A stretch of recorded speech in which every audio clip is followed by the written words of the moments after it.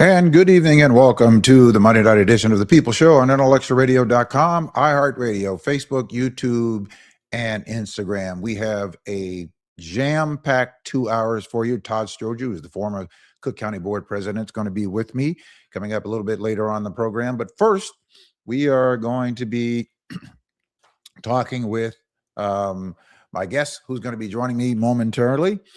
For those of you who have pets, you're dog lovers, the summer pet wellness boom, pet wellness products are exploding in the popularity this summer, from the hydration gadgets and muscle supplements to dog treadmills and fitness equipment, as Americans increasingly treat pets like family. And of course, those of you who are pet lovers like myself, of course, I don't have any pets, but pet parents are spending more than ever on products designed to improve the animal's comfort, mobility, hydration, and fitness. Peak summer heat and mobility season is right here upon us. So we're going to be talking with the viral pet trends flooding social media feeds. It can be difficult for parents or pet parents to determine what helps when it comes to keeping your pets healthy. Joining us is Dr. Kelly Fishman, veterinarian, sports medicine, and rehabilitation specialist and founder of Strut Animal Mobility Specialists, to share with which summer pet wellness products are truly worth the money that we spend on it. She's going to be joining me momentarily about that. So if you are a feline, or if you have a dog, cats, any type of animals, you know that there are certain practices that you have that some are good, some are not. And so we're going to find out what actually is working, if it's worth it. Some of that stuff that we all spend, like I was speaking to a friend of mine yesterday that their dog is on $350 worth of medication. $350 worth of medication that they have to spend on their dog. Sometimes I wonder if, in fact, all of that is necessary. So we're going to be talking with Dr. Kelly Fishman in just a few minutes. We're also going to be talking about a whole bunch of other things. We're going to be talking about Mitch McConnell. Where is he? What's his condition? And is he capable of serving? And the death of Lindsey Graham. Lindsey Graham of South Carolina, Trump ally and foreign policy hawk, died at the age of 71, just 2 days after his 71st birthday. McConnell explained that a 4-week silence to his conditions by saying that folks of any generation often hesitate to share the vulnerability that comes with growing older. I don't understand that whole phenomenon, and I really don't. You can see that people are getting older. We're all getting older. And as long as you live, you are going to get older. The only way not to get old is to die young. Now, Mitch McConnell and Lindsey Graham are two people that I have serious disdain for. I think that they are racist from hip to hip. And I think they're two very evil people that served in our government. I know that there are some people who say, well, how can you say such awful things about somebody who has passed? Well, Hitler was an awful person, and we don't talk good about Hitler. We don't, there's nothing sanctimonious about speaking well of a person who did not live well.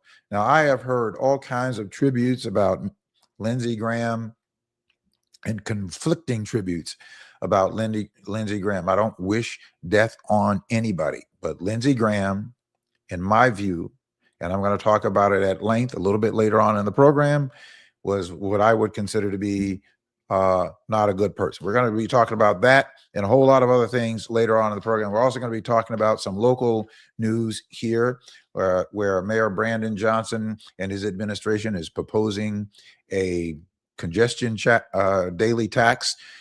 Get your thoughts on that, as well as this surcharge that they're talking about on landlords. And of course, we're going to be talking about tips and a whole lot of other things coming up with the former Cook County Board President Todd Stroge is going to be joining me a little bit later on in the program. Right now, we're going to be talking with my guest. She is back with us, Dr. Kelly Fishman, who is a veterinary sports medicine and rehabilitation specialist. I bet you all never heard of that because I didn't hear about it until she first came on with us. So I'm going to welcome her to the program. Dr. Fishman, welcome to the program. Thank you for being here. Hey, Mark. I'm happy to be back. Good to have you back. Good to have you back. Well, you know, the summer is here. And of course, we like to be out with our animals in the parks and in the pets. And walking our dogs, and some people even run their dogs with them when they're taking a jog.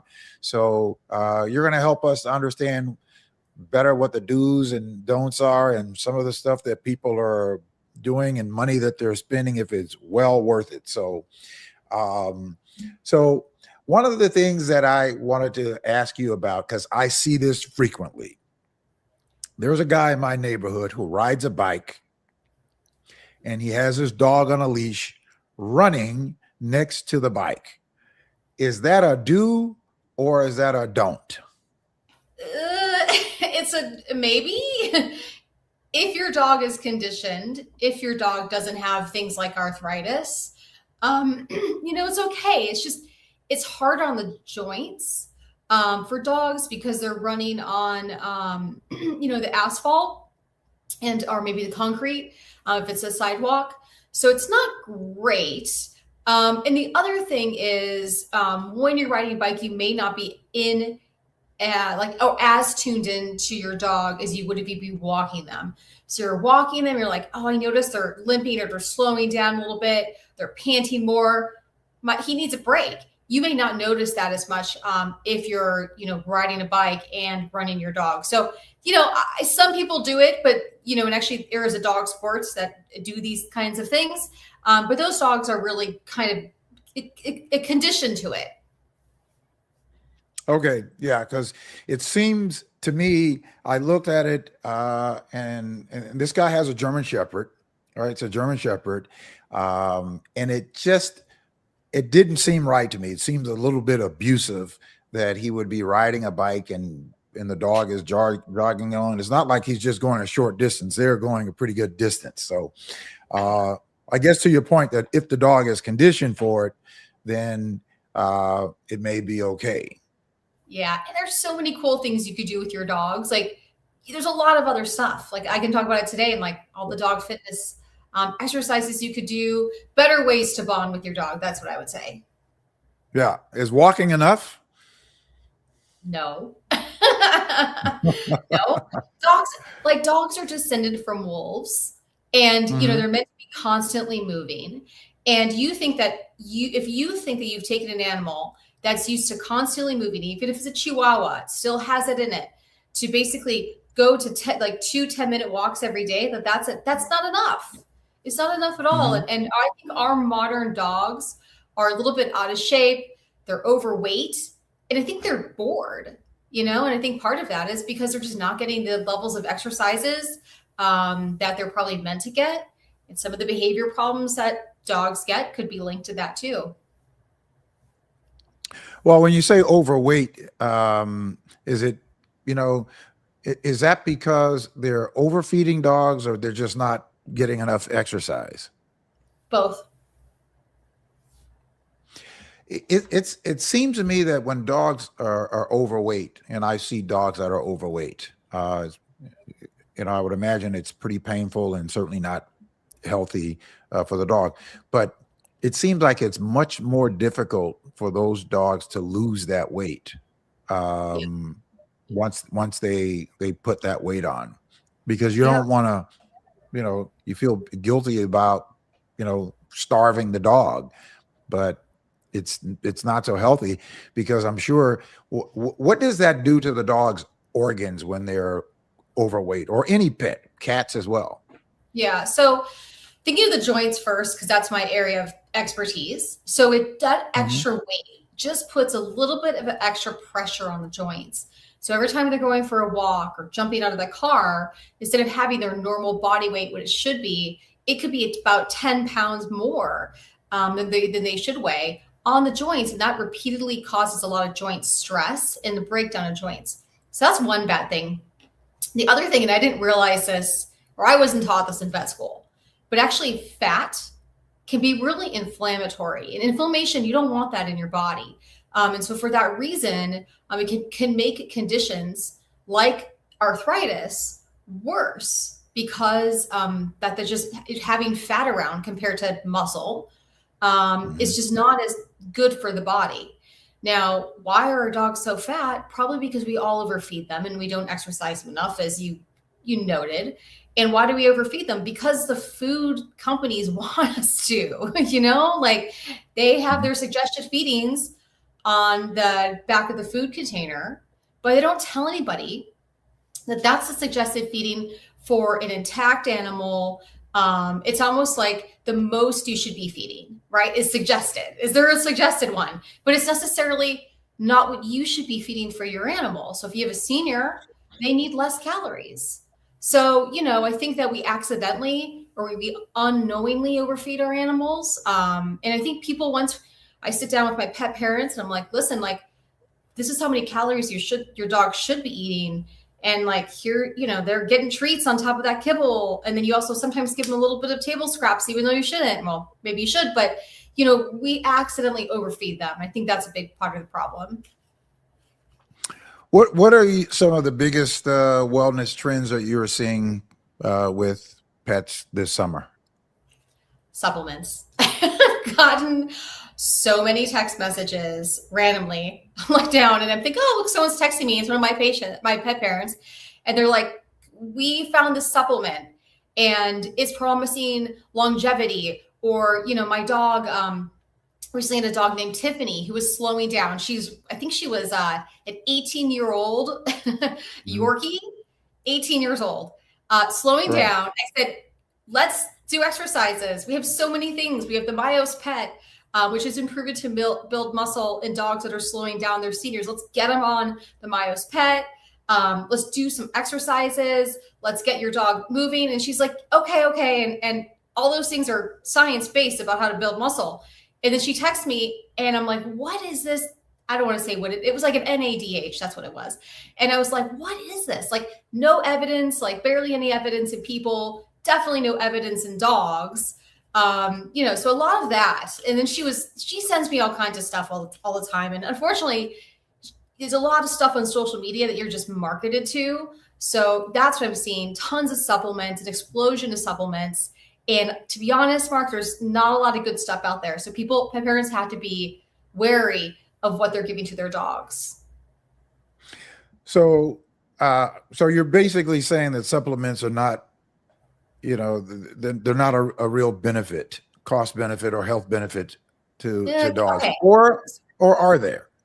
It can be. Okay, so here's what it is. Dog food, when I go get my dog food or my cat food, canned or kibble, I make it at home with the recipe, doesn't matter. That's providing everything that my dog or cat needs to survive. Okay, and if you have a normal animal, like there's nothing wrong with it, that's fine. But if you have any kind of dog or cat that has a condition, so allergies, you want to consider supplementing to treat their condition. So if I had a dog that had allergies, I would do things like probiotics, because that's been proven to calm the immune system. So even though you're like, how does the immune system and the allergies or how could that help my dog stop itching so much? But actually, we know that feeding probiotics is a really good way to basically strengthen the gut lining to prevent the ingestion of allergens through the stomach and into the bloodstream. So we know that that's a link, or one of the ways that allergies can worsen with a bad gut health. So doing probiotics, if I have a dog that has allergies, can be really helpful. The other thing I was talking about is dogs with arthritis. So if I had a dog with arthritis, I'd be like, listen, I need to put my dog on some fish oil because that's helping the joints. I need to put my dog on that MYOS PET because we know that helps mobility and strength in older dogs and dogs with arthritis. You put them on that. So it's not about supplementing is great. And you should do it smartly, meaning that you're picking things that are evidence-based for your dog's needs. So that's why I love supplementing. That's what it's good for. If you have a 4-year-old lab, there's nothing wrong with them. You maybe don't need to do it unless you want to be preventative, which is a whole different story. But I think smartly supplementing is the way to do it. All right. Well, we're we're in the summer, and of course we have these heat waves all over the country. And dogs are out, sidewalks are very hot, depending upon where you live. If you live in a place like Texas or live in a place like Arizona, where, temperatures get 100 plus, 115 plus. What's your recommendation for dogs being outside in extreme heat weather? Be careful. So I like to talk about the number 150. And what this is that if you look on your weather app and you see that the temperature and the humidity is bigger than 150, you add them together, your dog is more at risk for having heat stroke. So that's why like certain areas like Houston is a lot more dangerous for your dog on a hot and humid day. So like when it's maybe 80 degrees, but like 80% humidity, that could be more dangerous because it's over that 150 number than say if you're in Arizona and it's like, 80 and 10% humidity, that's under the 150 number. So pet parents should remember that. And I actually have it on my social media, Strut Animal. If you ever forget that, please check it out because that's a really, easy way to know, like, should I be exercising my dog outside? Like, are they more at risk for heat stroke? And those water stream bowls, are those really a necessity? Is that a plus or a minus for dogs? Okay. All right. I bought one for my cat and he never used it and I couldn't return it. He used it for 4 days. So he used it enough so I couldn't return it. So I think I would say skip it. What about cooling pads for dogs? Small dogs. So one of my pug patients, that works really well for them. That's a good way to not heat cool your dog down if they have any kind of medical emergency like heat stroke. It doesn't work. It's not that effective for that, but it works really well for just keeping your dog cool on a really hot day. Well, I have a friend of mine who has a cane corso. The dog's probably about 150 pounds. And he'll go out and he digs down in the dirt, right? And then he lays down in the dirt, I guess, because it cools him down.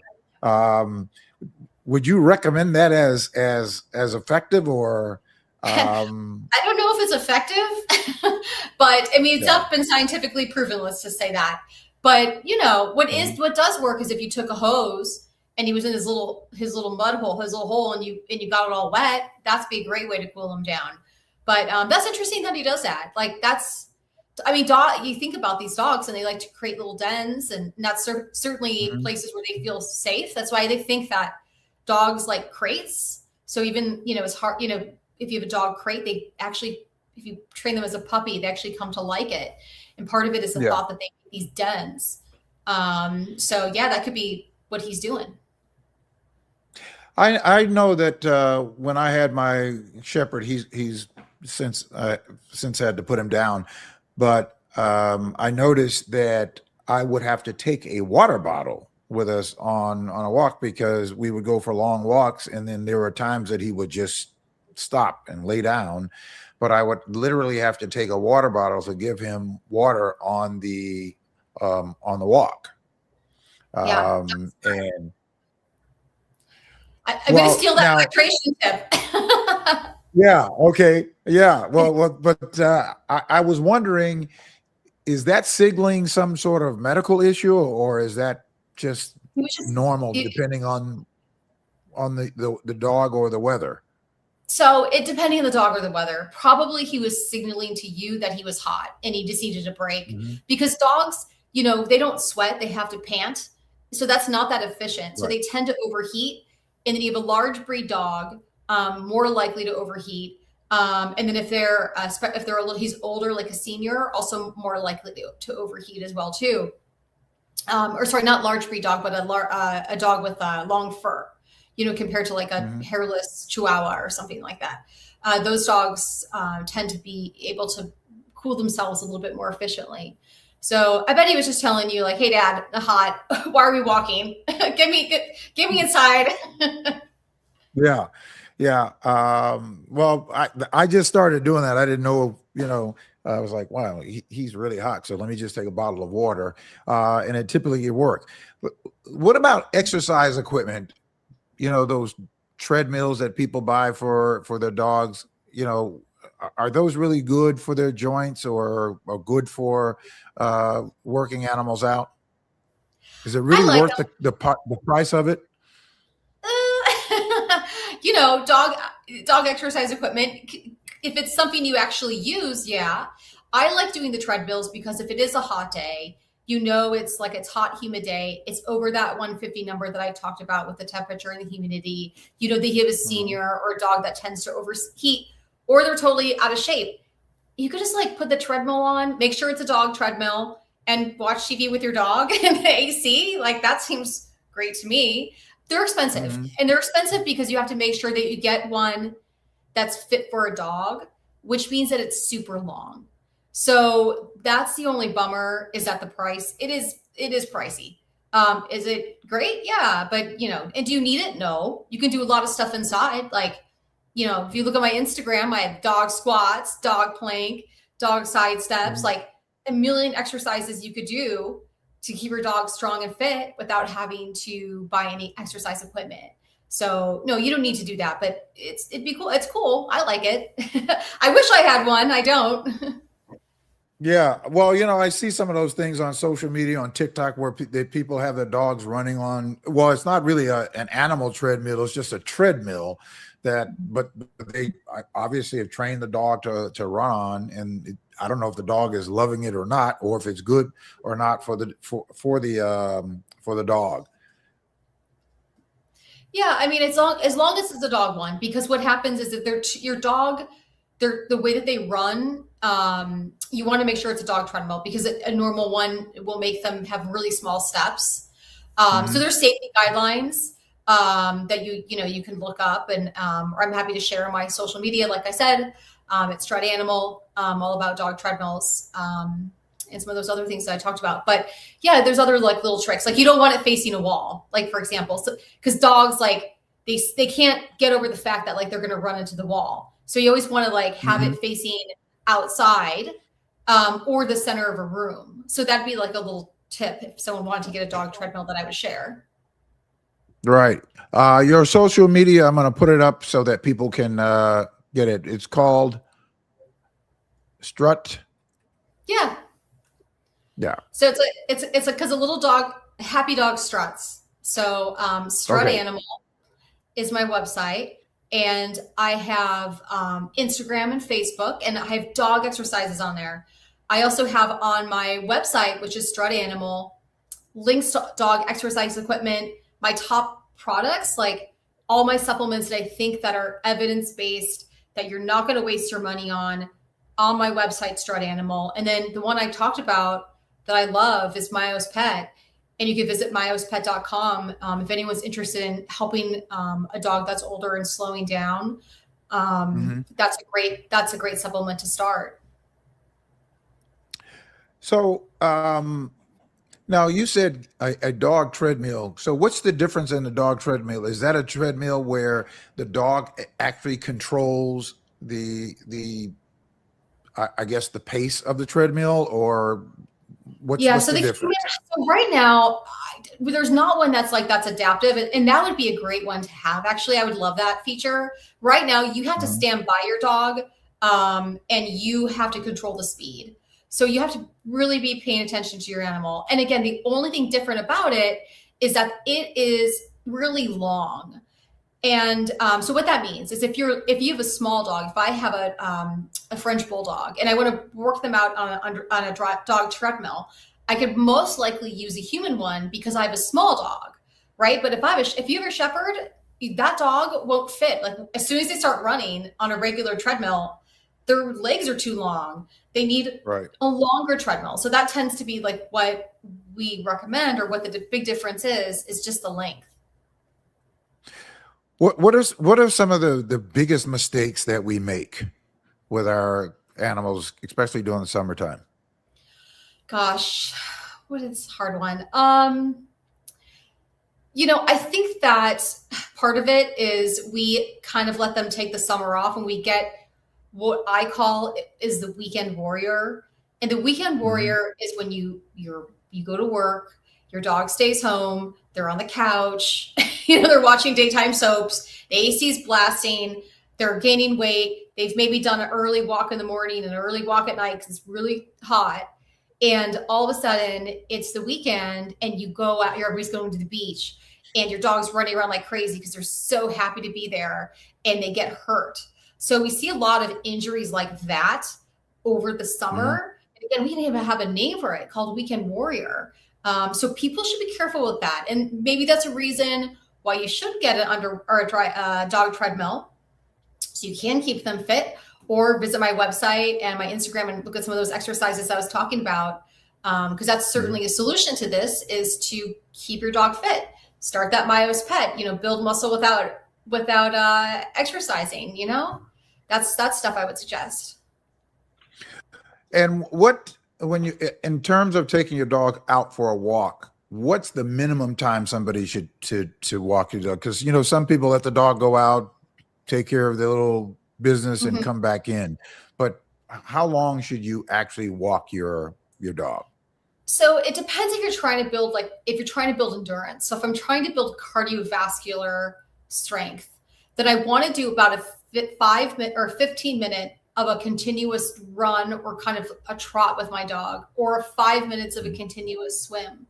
So those types of exercises will build strength in their heart and their lungs, which is certainly a great thing. But if I'm looking to build endurance just for walking, which is great, I think about half an hour to 45-minute walk would be good.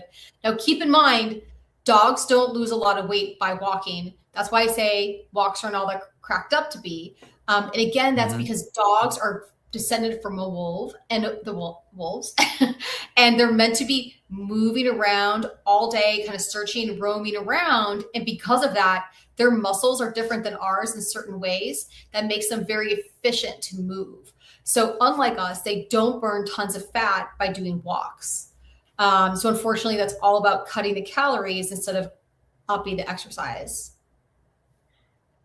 What about, here in Chicago on some of the public parks, they have these, what do they call them? Well, they have all these different things that the dogs can do. What do they call that? But agility. Dogs yes. Yeah. Yeah. So, well, what about dogs jumping up and down on landings? Is that something good for the dog, or is that harmful? Yeah. So there's fitness agility out there. So there's a whole fitness program that people can do to train to do agility exercises that build fitness. So those types of surfaces, when you do agility, you kind of work with your dog knows how to safely interact with those things.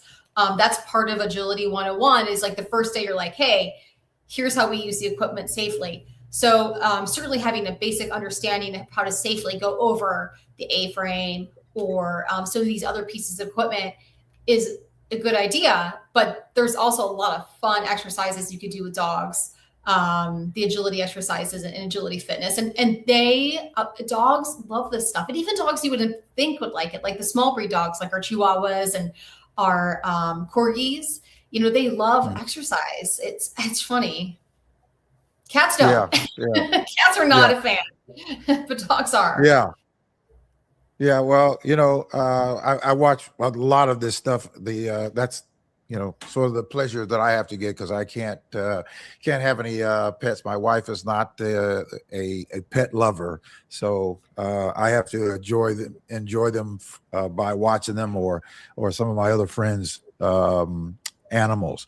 All right, we're talking with Dr. Kelly Fishman, who is a veterinary sports medicine and physical rehabilitation expert, and they can reach you on, how can folks get in contact with you?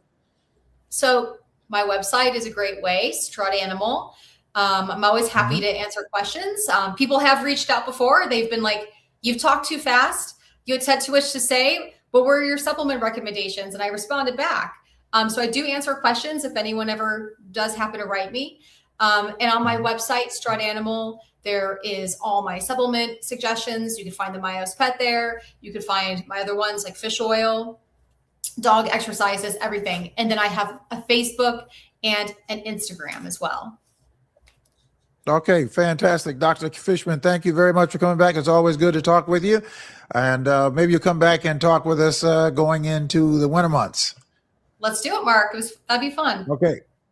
All right, fantastic. All right. Appreciate you coming by. Dr. Kelly Fishman, Thank folks, you. go and check her out. Okay. Have a good night. All right. You too. Take care. All right, folks, we are going to be, if you have animals, I think it'd be good to go and check her out. Go on her website, go to her Instagram at Strut Animal, and you can go to her Facebook page. She also has a Facebook page at facebook.com/Strut Animal. And also you can go to her website for safety tips. I'll put all of that information up on our link there, and you will be able to get in contact with her. All right.